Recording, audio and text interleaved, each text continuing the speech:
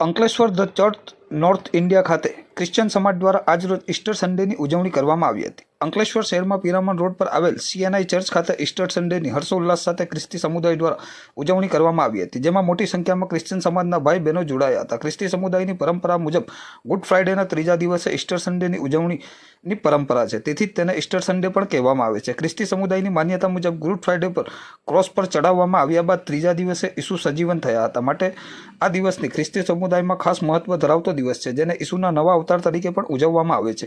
ખ્રિસ્તી ધર્મગ્રંથ અનુસાર ઈસુના પુનરુત્થાન પછી ઈસુ ખ્રિસ્ત પૃથ્વી પર 40 દિવસ સુધી રહ્યા હતા। આ દરમિયાન તેમણે લોકો સમક્ષ પોતાના વિચારો વ્યક્ત કર્યા હતા। ઈસ્ટરના તહેવાર પર ઈંડાનું વિશેષ મહત્વ હોય છે। ખ્રિસ્તી ધર્મ અનુસાર ઈંડાને નવા જીવનની શરૂઆત, આનંદ અને નવા જીવનનું પ્રતીક માનવામાં આવે છે, એટલા માટે લોકો ઈસ્ટરના અવસર પર ઈંડાને શણગારે છે અને એકબીજાને ભેટ તરીકે પણ આપે છે। આ ઉજવણી દરમિયાન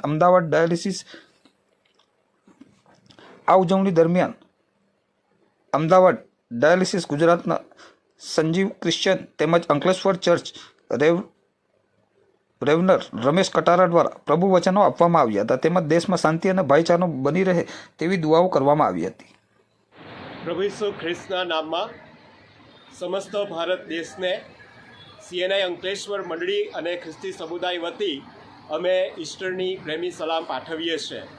પ્રભુ ઈસુ ખ્રિસ્ત કે જે સર્વ બંધનો તોડીને જે વિજયવંત રીતે સજીવન થયેલા છે, એ પ્રભુ ઈસુ ખ્રિસ્તના જીવન, સેવા કાર્ય અને તેમના મરણને અમે ઉજવતા, આ પુનરુત્થાનના દિનને પણ અમે ઉજવતા આનંદ અનુભવીએ છીએ અને ઈશ્વરનો મહિમા કરતા ભારત દેશને માટે અમે પ્રાર્થના અને શુભેચ્છા પાઠવીએ છીએ કે ભારત દેશ અને ભારત વર્ષમાં જે ખાસ હેતુપૂર્વકના કાર્યો જે કરવાના છે તેમાં ઈશ્વર એ આપણ સર્વને સહાય કરે અને અમે ખ્રિસ્તી મંડળી તરીકે, પ્રભુના ઈશ્વરના લોકો તરીકે એમાં સતત સહકાર અને વિશ્વાસ સાથે આગળ વધતા એ ભારતના વૃદ્ધિ અને વિકાસને માટે વિશ્વાસુપણે અને સામર્થ્ય સાથે અને એ જ પ્રેમ, કરુણા અને શાંતિનો સંદેશ આપતા અમે એ સતત સેવા કાર્યમાં જોડાયેલા રહીશું અને આપ સર્વ પણ અમારા માટે એ જ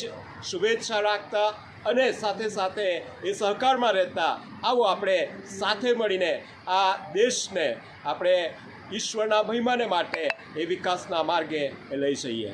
થેન્ક યુ।